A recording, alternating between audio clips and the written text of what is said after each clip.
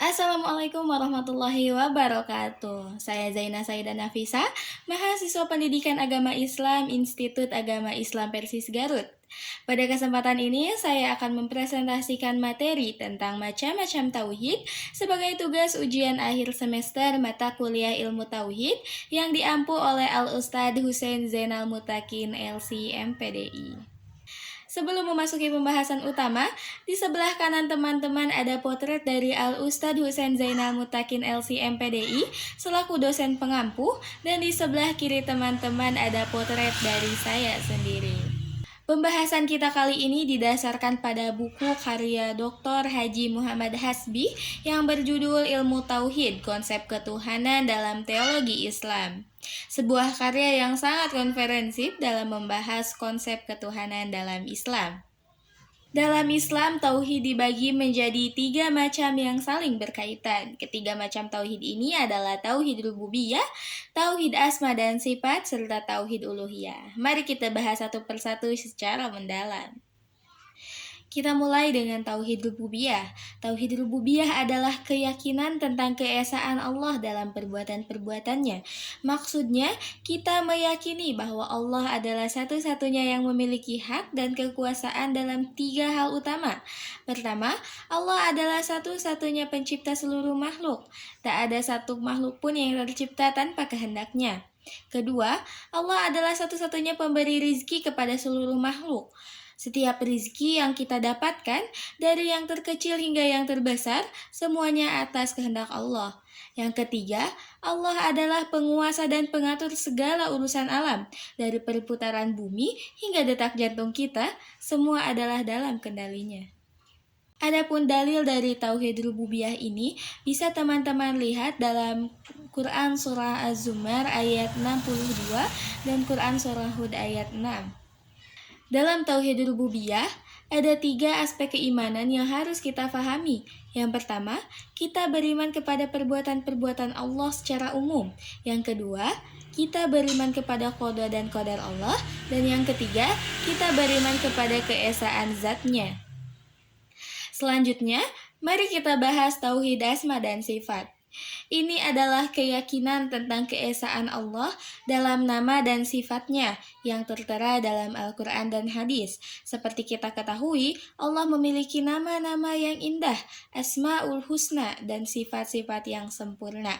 Adapun salah satu dalil dari tauhid asma wa sifat ini ada dalam Quran Surat Al-A'raf ayat 180, yang artinya hanya milik Allah lah Asmaul Husna, maka bermohonlah kepadanya dengan menyebut Asmaul Husna itu.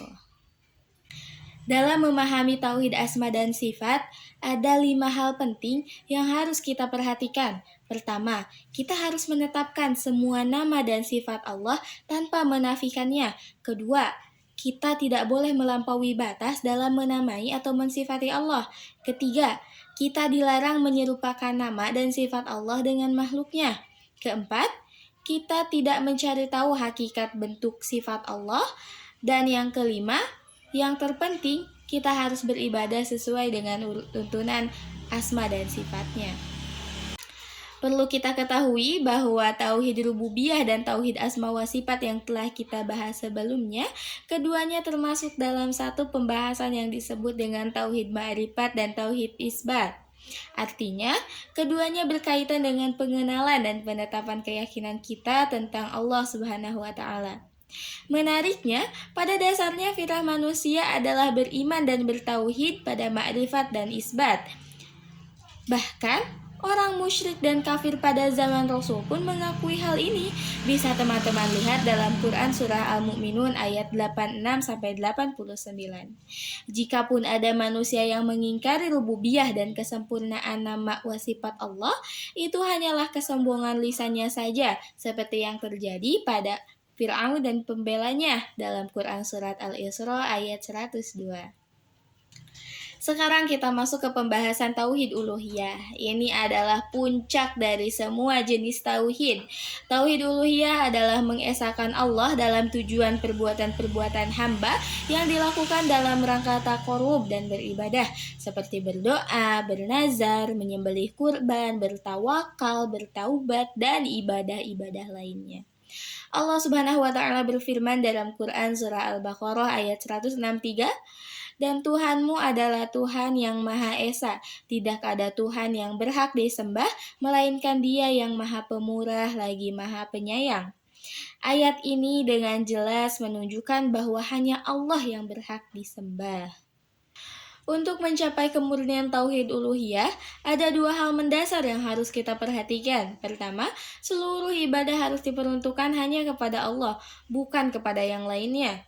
Kedua, dalam pelaksanaan ibadah tersebut harus sesuai dengan perintah dan larangan Allah Subhanahu wa taala.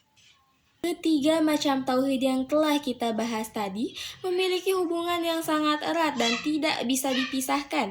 Ibarat sebuah pohon, akarnya adalah pengenalan kepada Allah, ma'rifatullah, batangnya adalah ketundukan kepadanya, dan buahnya adalah ibadah murni kepada Allah Subhanahu wa taala. Tauhid rububiyah seseorang tidak akan berguna tanpa tauhid uluhiyah, dan tauhid uluhiyah tidak akan lurus tanpa tauhid asma wa sifat. Singkatnya, mengenal Allah saja tidak cukup sampai seseorang hamba beribadah hanya kepadanya. Alhamdulillah, kita telah sampai di penghujung presentasi tentang macam-macam tauhid. Mari kita renungkan kembali bahwa ketiga tauhid ini harus ada dalam diri setiap muslim, karena mengenal Allah saja tidak berguna sampai seseorang hamba beribadah hanya kepadanya, dan beribadah kepada Allah tidak akan terwujud dan mengenal Allah Subhanahu wa taala. Demikianlah presentasi tentang macam-macam tauhid. Semoga apa yang telah saya sampaikan dapat bermanfaat bagi kita semua.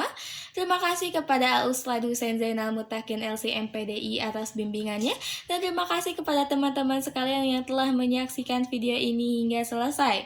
Wassalamualaikum warahmatullahi wabarakatuh.